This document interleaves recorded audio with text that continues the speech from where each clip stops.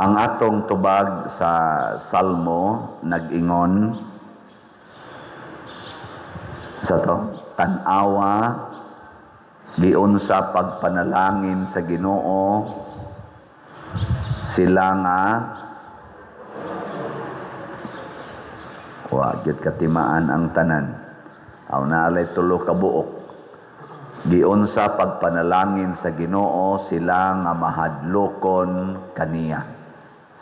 Ana, lingi ay mong tupad ing na mahadlokon kas Ginoo o masinupakon. Ing na kono. Kung mahadlok ta sa usa ka tawo, ang atong buhaton dili gid ta musupak bisag usa na lang niya kasugo. Mao na ang kahadlok sa Ginoo magtudlo nato sa pagtuman sa tanan niyang isugo ug sa tanan niyang gusto. Di kita magsupak-supak. Nya unsa may buhaton sa Ginoo kay siya may tuburan sa tanang grasya. Kung di nata magsupak-supak sa iyang mga sugo, iya dayon tang panalanginan, buuan sa tanang grasya. Mao na si Ruth, usa ka foreigner, nikuyog siya sa iyang ugangan nga si Naomi ngadto sa mga tawo nga di niya kaliwat. Gusto siyang muunong sa kalisod sa iyang ugangan. Hayahay biya sa dito sa ila. Pero gusto siyang maglisod-lisod sa iyang kaugalingon aron muunong sa iyang giila nga mother-in-law. Namatay naman iyang bana. Unsa may nahitabo, namuo siya para mabuhi sila. Iyang gingnan niyang mama din hilang kama, ako lay mamuo kay bata-bata pamangko. Nya, ang resulta, ang igagaw sa iyang sabana ni Naomi, si Boaz, nga maoy dato-dato, usas mga dato-dato atong dapita. Ulitaw po man sa tingali to, naibog ni Ruth ug iyang gipangasawa si Ruth. Perti-surtihan, no? Sa iyang pagpaubos na naganto siya ug iyang gialimahan ang iyang inahan, nahimo siyang usa ka asawa sa buutan, dato ug Dios non nga tao. Ug gikan kanila na tao kadtong anlag Obed, niya si Obed maoy amahan ni Jess or ni Isai, nga mao ang amahan ni Hari David. Nya si Hari David mao ang nahimong amahan sa kaliwatan nga didto ni gikan si Hesus. Mo na si Hesus gitawag og anak ni David. Anak. Nawa mo ka picture. Sa ato pa kana ding tawo nga mahadlokon sa Ginoo, mahimong manluluwas, mahimong savior, kanang taong masinupakon sa Ginoo mahimong destroyer. Karon lang kanang flood control. Ang kanang nangurakot diha nga mga officials nato sa gobyerno, labi na katong mga contractors nga gi-identify sa atong Presidente Marcos, kadtong 15 ka buok contractors nga maurag mao kunoy nagkupot sa dagko kayong project sa flood control, 15 ra na sila kabuok. Nya ang 5 ana matod pa sa atong kuan sa no kaning dedicated kaayo nga senador, ang chairman sa Blue Ribbon Committee si Senador Rodante Marcolita. 5 kuno aning 15 na ay project sa flood control tibuok Pilipinas. Contractor sila sa tibuok Pilipinas. Ang 5 aning 15 ka gi-identify ni President Bongbong Marcos. Nya pila na may ilang na kontrata sa gobyerno kaning 15, labi na gining 5. Sa record nga gisulti sa atong talahurong presidente, gikan ra day kuno to sa 2022 hangtod 2024, 580 85 billion pesos ang na-spent ato.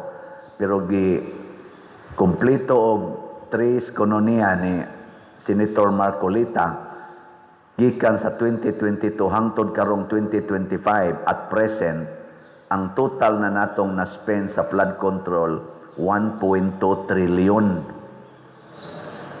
Mag-average og 1 billion every day.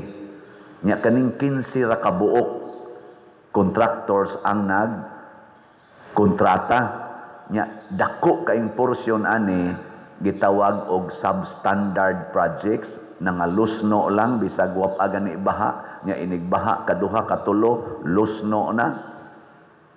Ug doon na gidaghan nga gitawag og ghost projects. Gani ang na-identify ato mga 9 billion pa to ghost project. Kana bang na-release ang kwarta nga Y project 9 billion. Di gyud mahadloks Ginoo. Kana bitang giingos Ginoo ayaw pamakak, ayaw pangawat. Di ba naman na? Ilingi ay mong tupad, ingnawa jud ka kapangawat. Ilingi ako no ba? Ingnawa jud ka kapangawat. Oy, naana natong batasan na timingan lang nga kaning mga kawatan sa tong gobyerno, kawatan sa dinhi sa simbahan, naam sa mga kawatan dinhi, ginagmay dinagko. Na timingan lang na sila nga nakalingkod og dagkong kawatonon mo nang dagko sa sila gikawat, pero kita naa sa tay ginagmay bata pa kuha na mga sinsiyo ana 20-20 mga asawa mga awat sa pitakas bana sad mga awat sa pitakas asawa ana adtos kompanya kuha na mga bad people mga ballpen ana ginagmay gagmay ra na. Pero tagaan sa nimog milyon, mga hawat sa milyon, tagaan nimog bilyon, kawaton sang bilyon. Ang pare, kuha-kuha sa kolekta ginagmay, ana. Kanang ato mga donations, kuhaon dayon. Nanong totok mamuna to, ngawat ko. So halang mo na importante nga doon na gitawag og resibo. Matod pa sa ilang mga termino diya sa kanang mga naghiring-hiring sa Congress o sa Senate, resibo. Ang samnang resibo, pruiba nga ang imong nadawat nga kwarta imong gamit according sa purpose. Sa inyong tanaw, so far nakamonitor man sad muna ko dito sa San Vicente Ferrer Parish Liloan hangtod karon dinhi sa inyong tanaw kanang atong slat-slat gigamit na nako para simbahan o wa? Bahala mo diya. Kamo nalay susi ana og naa ba gigamit ba? Na may resibo. Nanawa nga to San Vicente. Tanawa nga to sa Kapilinya, Fatima, mao man ato mga gipang solisitan kadtong Thanksgiving ni Bishop Chupilo Kamomot, kadtong retreat for priests. Mo to'y mga dagko, pero ang mag-average og tag 500,000 ngadto 1 million nga mga projects perting dagha na mga parokya, sobra 30 ka parokya ang atong gitabangan, especially dinhi sa Cebu o sa outside Cebu, mga parishes. Naay mga resibo, tabangan nato silang kisame, sa ilang bell tower, sa ilang bongbong, sa ilang expansion, sa ilang atop, sa mga simbahan. Sa seminaryo, naa sa na yung mga resibo nato dito, naigihimuag CR, unsa pa na diha, mga kuan, mag-average na sa 500,000 to 1 million atong natabang. Ako lang ning gisgutan nga naman, kay the more nga magsigitag alagad, bisan na ay mga pag-antos, bisan pag-usahay tamayon ta, ako sigihan kong akyos, nangawat og kwarta, sige lang. Si Kristo gani, ginganlan ganito siya og, unsa to? Satanas, yawa. Sige lang, padayon lang. Makita raman na, niya kanasang kasagaran mo nga natog kawatan, mo masanay kasagaran utrong kawatan. Di ba? Oy, tagsara kayo ang tao nga mo BIB ay siyang isig katao nga siya dili sad sa lawayon. kasagaran sa tao nga nagpuyo sa grasyas Ginoo, ang kanang tawhana di gina kamaong mutamay sa iyang isig katao. Lain na sang lingi sa imong tupad, nawa kay gisaway, nawa jud ka kapanaway, wa mo kapanaway, but lang ninyo hinawayon kay mugnaon. Dana usahay ang mga maayong tumong sa atong isig katao gamiton pagyud sa binuang. Muna ingos Kristo diri sa atong kaning ebanghelyo nga ang nagpataas ipaubos, ang nagpaubos ipataas. Otong katong ni-report nako nga ang ako kunong humili nga nag-ingon ko sa mga politicians nga mauwaw mo nga magpuyo anang balay nga dako kaayo, sakyanan nga nindot kaayo, unya kinawat di ay gigamit man kuno to sa pag-atake ngadto sa iyang kaatbang politika sa usa ka politician nga wa sad ko kaila, wa sad mananghid nako. Akong gipangutana ang nagpakita nako ato nako nakadaog siya pildi pa der nako da mayra. Anong wa mananghid kay nananghid pa to siya nako pader gamiton ko niha kay na ako'y atakihon nga politisyan nako posible moingon ko pila man bitaw joke lang moingon ko ayaw oy kay dili na para sa particular person ang akong pag-atake o ang pagsulti ana kung dili sa tanan. Ang sala mismo sa corruption mo akong giatake dili ang particular corrupt person, kay ang corrupt person kinahanglan atong tabangan nga makalingkawas ni anang sala sa corruption, sala sa pagpangawat. Atong tabangan, di nato dauton, di nato sawayon. Ang atong atakihon mao ang sala sa pagkakawatan. Parehas imong bana ba, mangabit siya, ayaw atakiha ang kabit. Atakiha ang sala sa pagpangabit. Ingka kasakit ba sa daan na pa dir? Ako lang pasayloon ang iyang kabit? Yes. How many times? 77 times. Or 70 times 7. Ikaw niya magsigi kong antos? Yes. Antos more. Antos pa more. Matod pa ni Centros of Lima na ako no'y gisulti ang Ginoo niya during her prayer. Nga tingog Diyos Ginoo, gikan Diyos ngabil sa Ginoo. Iyan ang gitestimonya. Niingon ang Ginoo niya, hinumdumi kini og isulti ni sa tanang tao. Nga wa gyoy grasya nga gikan nako nga akong ihatag basta dili mo magantos. Ang pagantos maoy yawi sa akong mga grasya. Kinsa tong magantos, buuan ako grasya. Suna nga ana? Mao na ningon si Centros, murag nibuto ang iyang kasing-kasing sa kalipay nga iyag yung himuon ang tanang pagantos. Mao bitang sayo ni siyang namatay kay hapit di na mukaon iyang paantoson iyang lawas kay agianan sa grasya. Muna kami karon dinhi, apil nako. Ako mong sultihan, sobra 40 kabuok atong staff dinhi karon. Ang ako mga staff dito sa San Vicente Ferrer, 26 man to kabuok, murag 24 kabuok or 23 bani ang nikuyog nako dinhi. Nya nga to sang staff dinhi na akong naabutan, wa sad nako papahawaa, giapil nako, gipunan pagyud. Munang naanami ros mga 40 ngadto 50 kabuk atong staff. Gikwinta-kwinta na kog tagaan ako silag allowance nga minimum. Nya ganahan man tang mohatag og above minimum ang daily.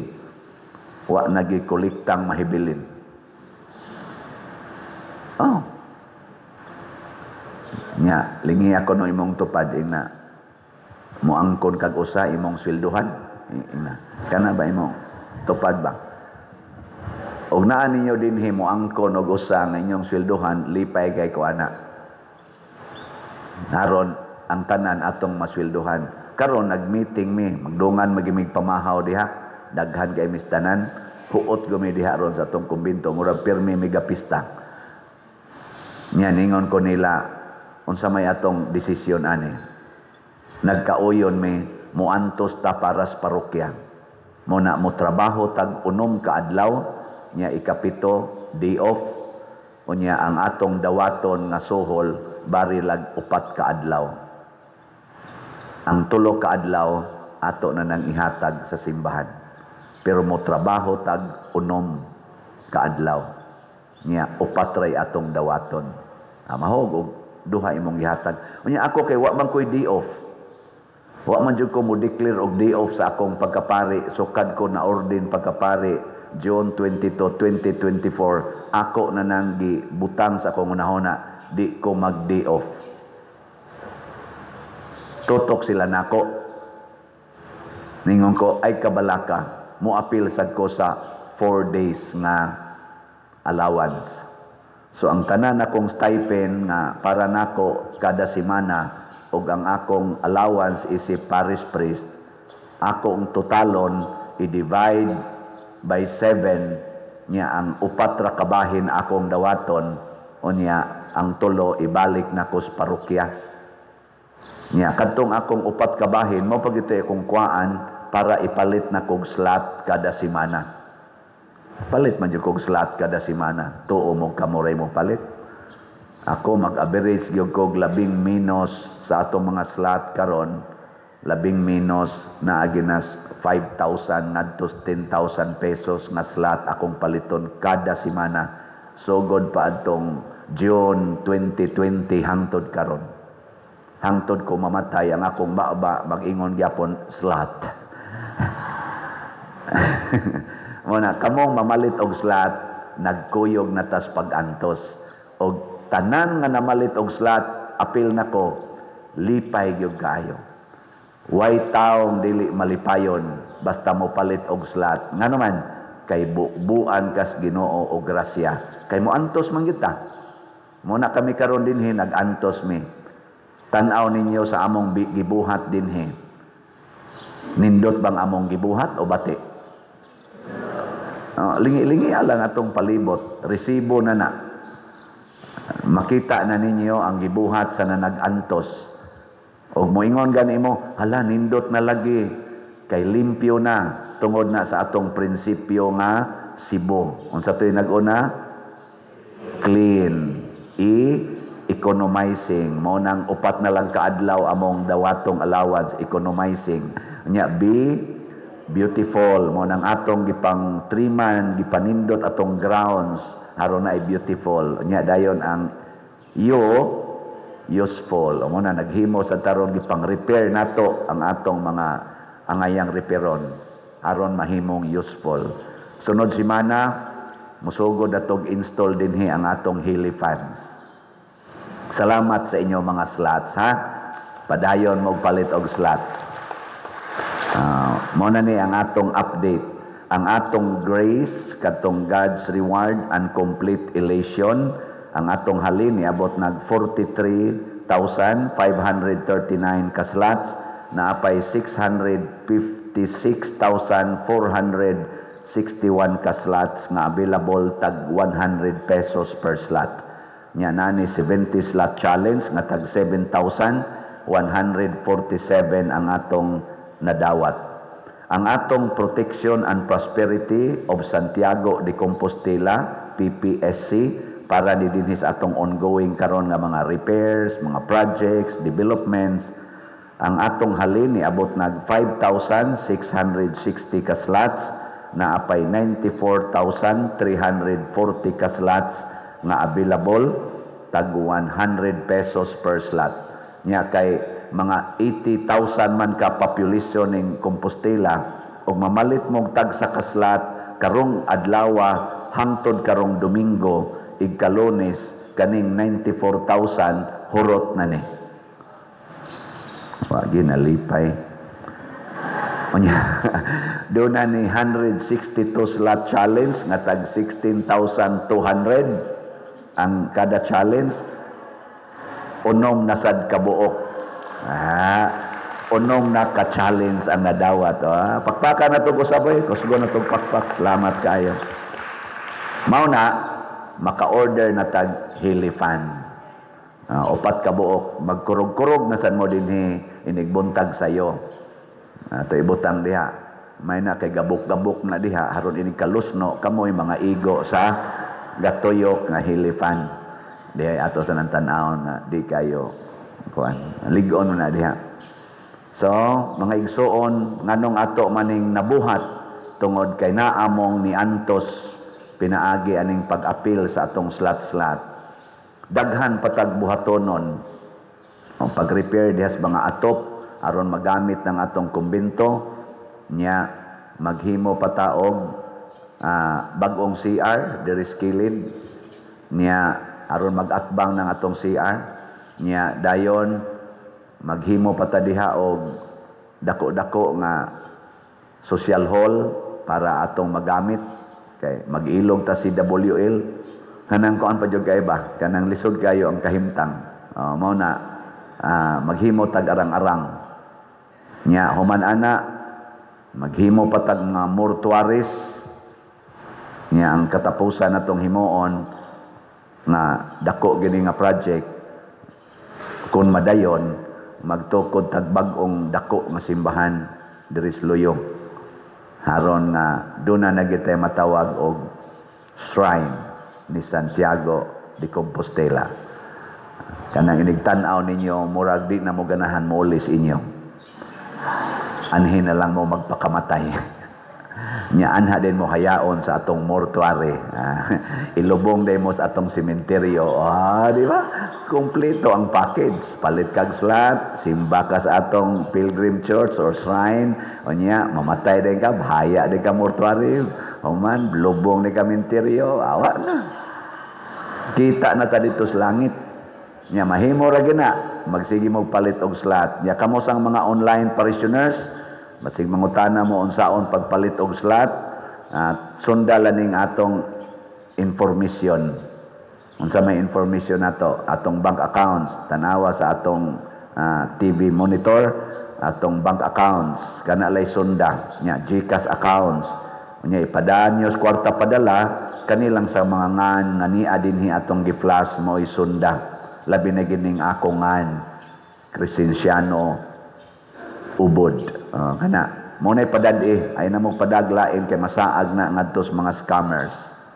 unsa ganito yung meaning sa slot katong bag-ong meaning nato sa slot is sacrifice for salvation ang L love for the needy o offering to God nya ang T treasures in heaven